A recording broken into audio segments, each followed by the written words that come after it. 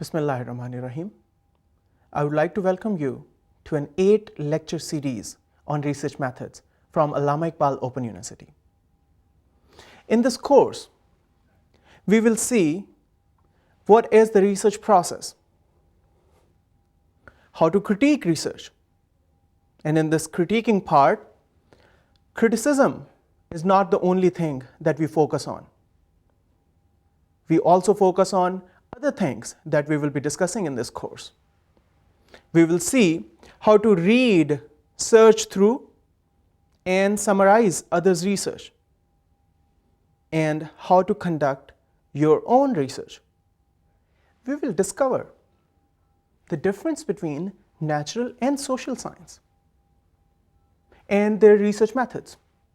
And we will also find out that computer science and information technology both have component that belongs to natural science and social science. So when we are applying research methods on computer science, we have to take care of both aspects of sciences. We will reveal mysteries of basic statistics and demonstrate their importance as an important researcher's tool. We will discover how to measure behaviors, traits, and attributes that interest you as a researcher. We will see how to develop systems and collect the kind of data that allows you to become a publishable researcher. In today's lecture, we will see what research is and what it isn't. We'll also look at attributes of high-quality research. We'll briefly look at the history of research and model of scientific inquiry.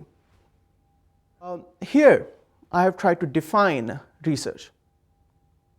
Research is studious inquiry or examination, investigation aimed at the discovery and interpretation of facts, revision of accepted theories or laws in the light of new facts or practical application of such new or revised theories or laws. As you can see, this definition is coming from Webster's New Collegiate Dictionary, and it sounds to me a pretty good run-on sentence. So I have given a brief version of my own definition of research. And I say that research is a process through which new knowledge is discovered. We apply research methods in a situation where we want to discover something new that did not exist before. Here's an important question. Why do we conduct research? The first answer is that we want to increase the reliability of our reported findings. Or we want to test a theory. Or we want to determine relationship between two or more variables. Or we want to extend the range of study by including more variables. And one of the most important things, why we conduct research? Because we want to publish it. And remember, if you don't publish, no one will recognize you as a good researcher. And probably this is a good place to explain the difference between a conference paper and a journal paper. There is a concept of peer revision. Peer revision is that once I conduct some research, someone else in the field is probably more capable of making a judgment whether my research method, whether my research findings, whether my research project as a whole. We will try to answer this question that why should we conduct research? We should conduct research because it increases reliability of the reported findings. Or because we want to test a theory with an experimental design or otherwise. Or we want to determine relationship between two or more variables. Or we might still be interested in conducting research because we want to extend the range of the study by including more variables. And an important thing, why do we conduct research? Because we want to publish it. If we do not publish, no one will recognize you as a good researcher. So what's the difference between conference paper and a journal paper, and what is the concept of peer revision? We do peer revision because once I conduct some research, probably someone else in the field is more capable of making a judgment whether my research is significant or not. They can guide me whether my research method was according to the research objectives that I had for that research project. So what is the concept of peer revision? In peer revision, once I do some research, I would like to hand it over to someone else in the field who can probably make a better judgment whether my research is significant or not. Conference papers, well, it depends the type of conference and the level of conference, but usually it is easy to get published and get accepted for research presentation in a conference than normally a journal paper. One of my teachers told me that one journal paper is equivalent to 3 conference papers, while there is no hard and fast rule that how many conference papers are equal to how many journal papers, but you should remember that usually journal papers require more input, more hard work, and contribution to theory. So if someone asks us a question, why study research method? In one sentence, I can probably answer it as follows. Because research methods develops understanding of common research methods, promotes transfer of knowledge, reliability, and replicability of research results. It also allows for determining the extent of research significance. I would like to take a moment to explain the concept of research significance. हम research किसी भी topic पे कर सकते हैं, हम research इस topic पे भी कर सकते हैं कि लोग छोटी प्लेट में ज़्यादा खाना खाते हैं या बड़ी प्लेट में खाना ज़्यादा खाते हैं. लेकिन इस टाइप की रिसर्च सिग्निफिकेंस का आप मवाजना करें उस रिसर्च के साथ जिसमें कैंसर की ट्रीटमेंट का रिसर्च की जा रही है, या ऐसे प्रोग्राम्स लिखे जा रहे हैं. We are developing algorithms that enable us to communicate internet in low bandwidth situations. So there is a difference between research significance. So research method, study of research method allows us to find out whether the research is significant or less significant. Another important thing to remember, that application of research methods vary slightly for social science research and natural science research. Social science courses include sociology, political science, literature, and natural science fields include such as biology, physics, chemistry, mathematics. Now, computer science has a component that comes from social science and that comes from natural science. For example, when we are developing new algorithms, we are dealing with number crunching. We are probably somehow dealing with some aspect of natural science. But when we are trying to study people's behavior, when they adopt technology, when they do not use technology or use technology, that type of research comes from social science. So what are the attributes of high quality research? First of all, it is based on the work of others. Newton once said, after he was recognized for his laws of motion and he was regarded as a big researcher and big scientist, he said, "I am standing on the shoulders of giants before me." By saying that, he meant that whatever he did not come only from him. His work was based upon the work of Copernicus, and even before that, Muslim scientists, and it goes even before that, even before Muslim scientists, Ionian era researchers. Greek researchers. So the second important attribute, it is replicable. If someone else wants to do this research, they can replicate the research study. Another important attribute, it is generalizable to other settings. We will see this concept of generalizability in a moment, but this is an important attribute of high quality research. It is based on some logical rationale and tied to a theory. So in this course, actually, we will be looking at some of the theories that come from computer science background. And we will see how do we tie those theories to our research method or to our research objectives that have some logical rationale. Another important thing, it is accomplishable. It is doable.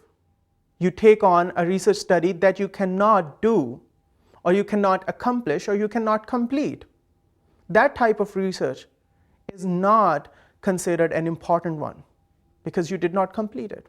Okay, now there could be an argument that since research is a continuous process, a cyclical process, you cannot complete research all by itself.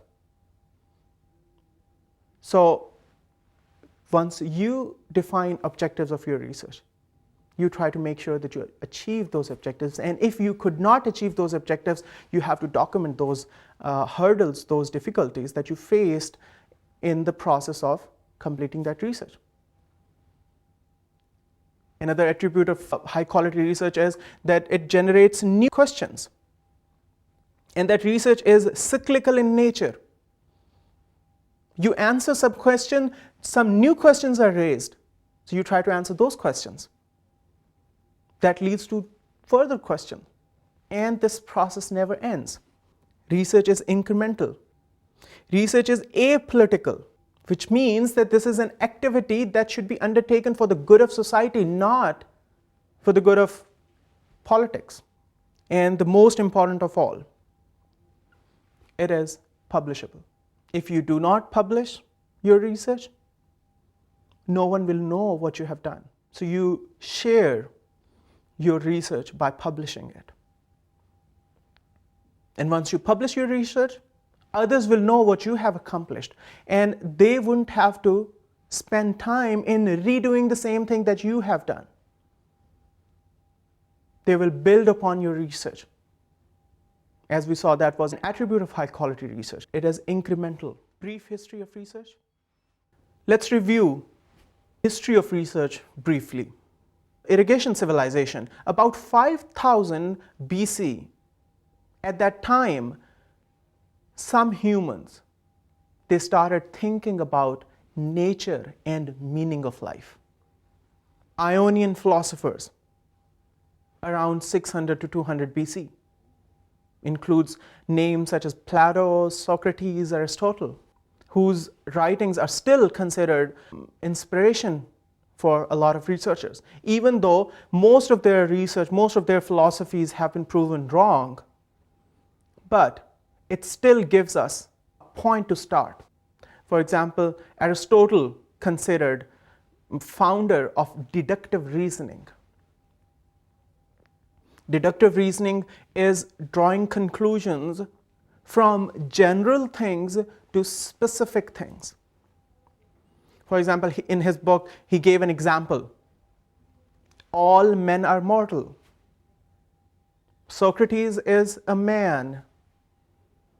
Therefore, conclusion is that Socrates is mortal. In the field of logic, all these sentences have their own value. They are considered very important. They're called major premise, minor premise, and then conclusion. So these researchers, these scientists deserved this credit. Next era is Islam. First contribution, even before going into the details of what Muslim scientists did, the most important contribution was that today we know about Plato, we know about Socrates, we know about Aristotle because their books were translated in Arabic. Then Muslim scientists, they had contribution in mathematics, medicine, social science. And this was probably the first time when experimental research method was developed and used. New experimental equipment and utensils and methodological details were developed. Surgical equipments and instruments were developed. Another important thing, circumference of Earth, different types of chemicals. Without going into details that why Muslims were so much involved into developing these chemicals, we do understand that Muslims had a lot of contribution to science and research in this era. After that, Francis Bacon is usually credited with this concept, even though there are controversies that surround this definition of Francis Bacon, that this definition is coming from texts earlier than Francis Bacon. But without going into the details, Francis Bacon said that according reasoning means that methodological experimentation and careful observation would lead to new scientific knowledge and valuable discoveries. This means specific to general. In deductive reasoning, we were drawing conclusions from general observations to specific things. Inductive reasoning is the opposite.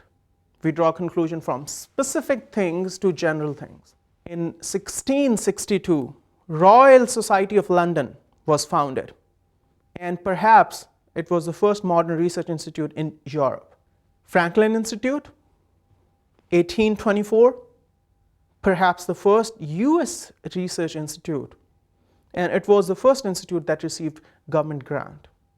Charles Darwin, 1859, led to modern experimentational design. Even though his theories and his findings were based upon observation, and that led to the development of his theory, but his contribution is that his theories led to a lot of experimentation. Frederick Taylor, he's considered father of scientific management when he did his time and motion studies to coordinate employees and their work. National Science Foundation in US, 1949, in Henry Truman's era. And there were a lot of behavioral science movements in research.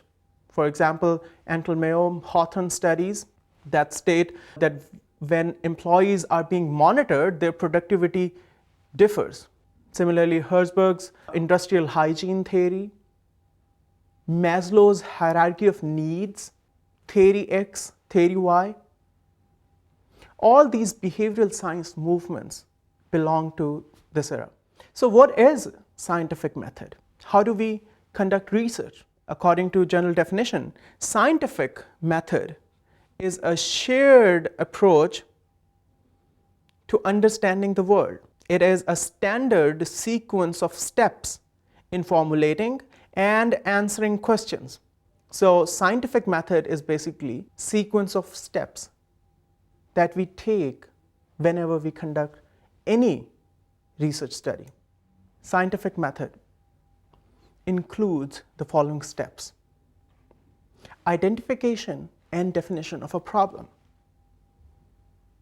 This identification could be based upon researchers' observation. This leads to formulation of hypothesis or formal research questions. What is a hypothesis? Hypothesis is basically a tentative answer to the research questions. But how do we find out whether that answer was scientifically true or not? For that, we need to collect data. We need to organize it, and we need to analyze it. Based upon that analysis, we formulate the conclusion. Based upon that conclusion, we either verify the hypothesis or reject them. Or we might simply modify those hypotheses.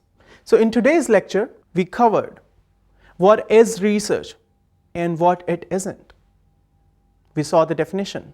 Then we discussed attributes of high quality research. We also briefly reviewed history of research. And at the end of the lecture, we saw a model of scientific inquiry, the steps that we take to conduct a research study. आज के lecture में हमने ये तमाम चीज़ें discuss की थी। अगले लेक्चर में हम कुछ नई चीज़ों के साथ आपके सामने हाजिर होंगे। अब आपसे इजाज़त चाहूँगा। अस्सलाम वालेकुम।